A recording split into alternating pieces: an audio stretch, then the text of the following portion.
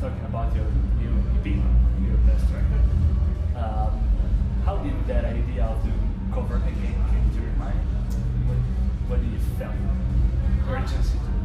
No, I think it's just a fun thing, and especially since we do so much touring in between records, it's something nice to give to the fans. So here's some new material, something new to listen to. Yeah, I think it's something fun for the fans, and it's a lot of fun for us to dig into some classic songs and try to make them our own, get a little, keep our studio awareness going in the middle of the album cycle, And how do you decide which songs are going to fit in the There's record? many ways that goes down. Some, we have a bunch of songs that we used to cover, want to cover, just live. A lot of it comes from us playing live. Like, oh, wouldn't that be fun to do? Or to hear an old song or something, and man, I'd love to hear Lizzie sing that note, or it'd be cool to hear her do that particular lyric. And sometimes it comes from our record label folks will be like, hey, would you guys try this one? And we're like, yeah, sure. Or fans, a lot of times do the fans on the website, they submit their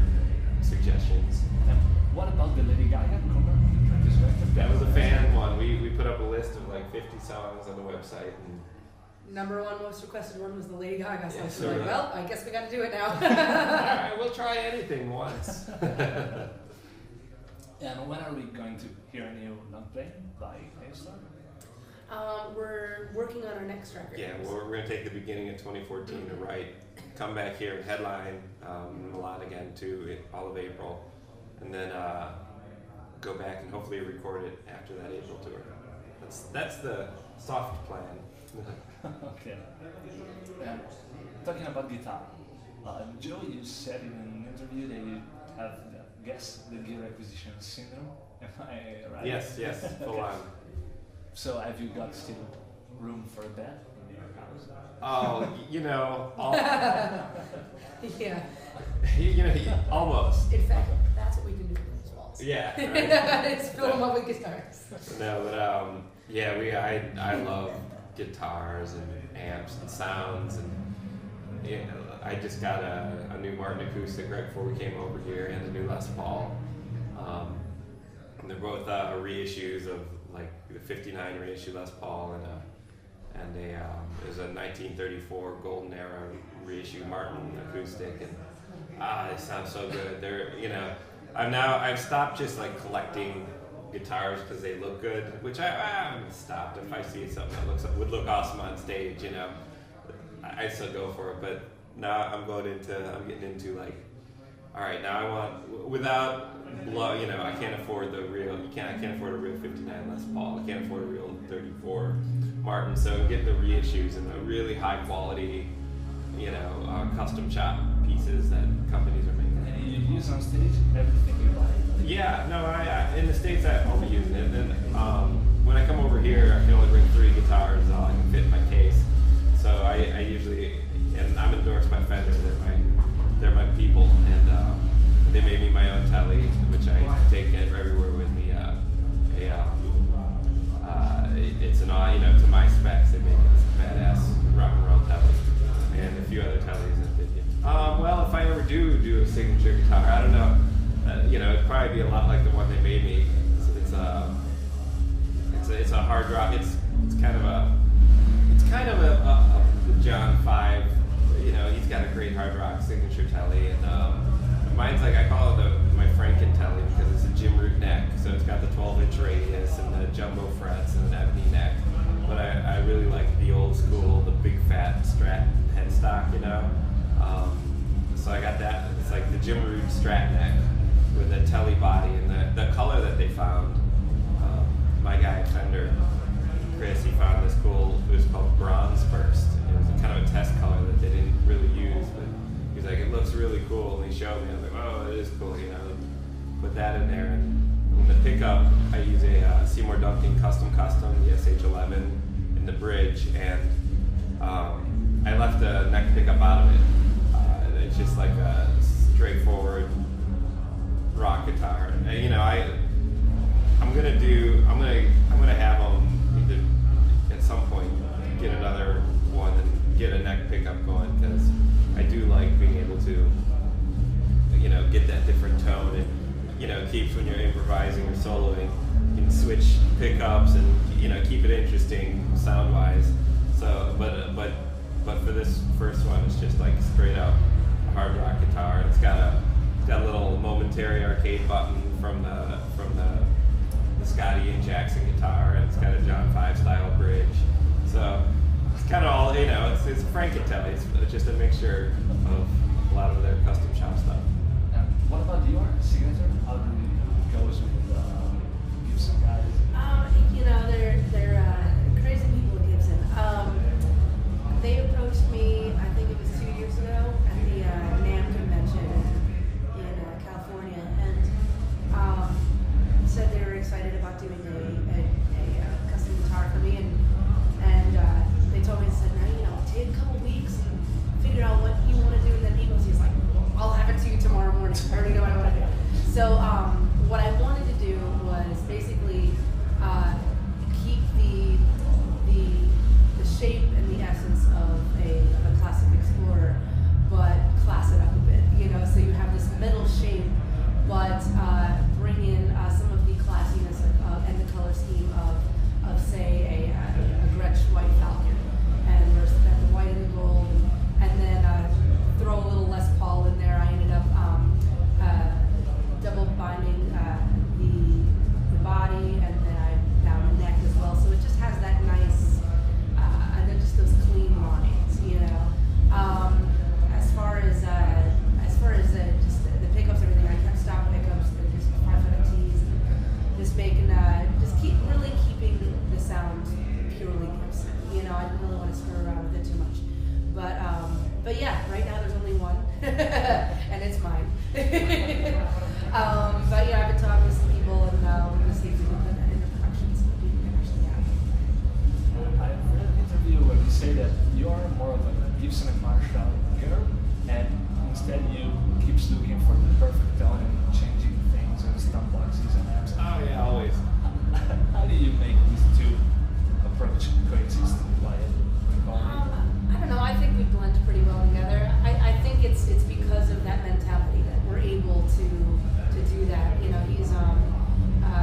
He's much more experimental than I am, whereas I experiment more inwardly and like, okay, what can I improve with myself? And then but it's I don't know. I think that if we were both like crazy about pedals and weird stuff, I think that we'd be stepping all over each other's toes. So. And we do sometimes. Sometimes I'll roll in with an amp and, it's not sounding like, sorry, my fault.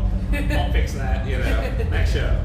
But, and we tour so much that I kind of have to experiment on the road, and we'll do a show and, wow, that was weird sounding, or wow, that was amazing, how did it sound with her? Talk to our sound guy and start tweaking from there, like this in Europe here, I rented an EVH3, which is what I use at home now as of this summer, and such a great, like modern hard rock amp, but still tight, and it's not like the Mesa E mid scooped thing, because I can't do that. I like to be able to hear, not just get the refrigerator fuzz, but it's just that is all I'm using at home. I've been using two different amps simultaneously, and I think I'm gonna clean it up a little bit. Just EVH for like a distortion, maybe a Fender. I have a supersonic little 22 watt head that I'll do for clean stuff, and I don't know, simplify a little bit when I get back, which would be nice. Is it true that you forced yourself to write your songs without a guitar? Wait, say it again? Is it true that you forced yourself to write new music without holding the guitar? With leads, you've been doing that. Yeah, I mean, and riffs too. I mean, I'll hold it, but when you get into a block, you get stuck in a pattern of playing the same thing a lot, especially warming up or doing whatever. And I used to always write by just like, especially solos. I'd write a solo, and I'd hit like loop the section the solos in, and then I'd just start playing and hope that something neat happened when I was playing, and look for the neat parts. And it takes much less time, and it's way better, I found, than just like stop and like, you think in your head and like what would sound, like singing to yourself, like, what would sound awesome, or where's the best place to come in? You know, it seems like common sense, but it took me a little while to figure it out. And so yeah, I call it the hands-off approach to writing. Just write it in your head first. And like same with figuring out riffs on this last record. Some songs were written just like, you know, chords and like, all right, we need a riff. Like, man, all right, here's the groove.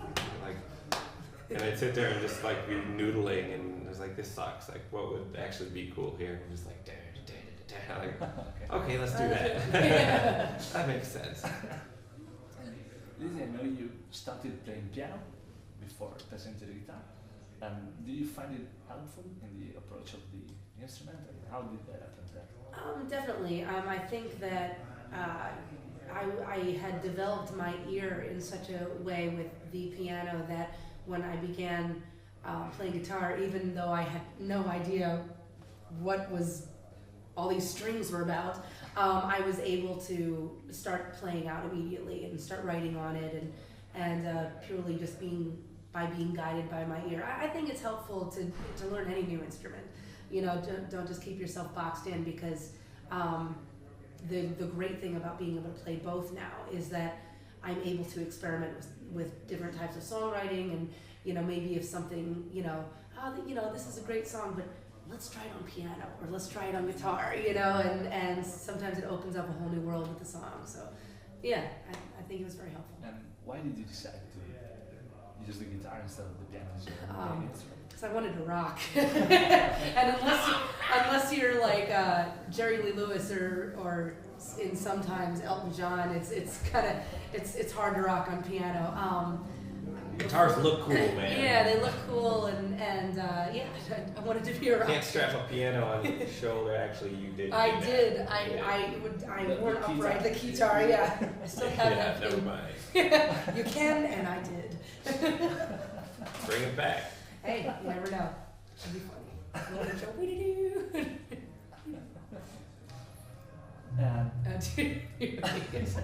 I know you called one of your album, the last one, on the record, The Strange Case of, because you've got so many different types of songs, and you thought that Jackie and I was a good theme to keep the things going together.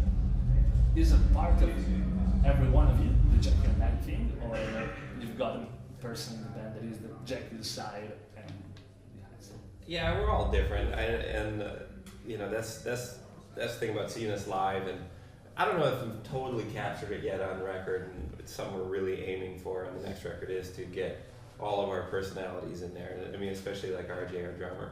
He's amazing, and you see him live, he's a madman, you know, and I don't know if that has accurately been represented really yet on the record.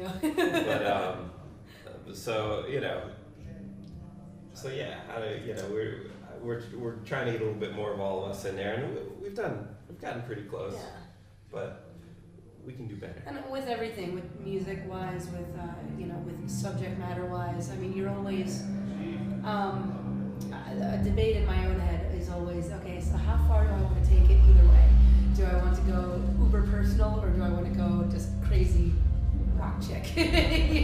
Crazy cartoon superhero rock chick. So, there's always that line, and I don't know, as we become more comfortable with who we are and our fans, and for lack of a better term, sometimes we're just like, fuck it, we don't care.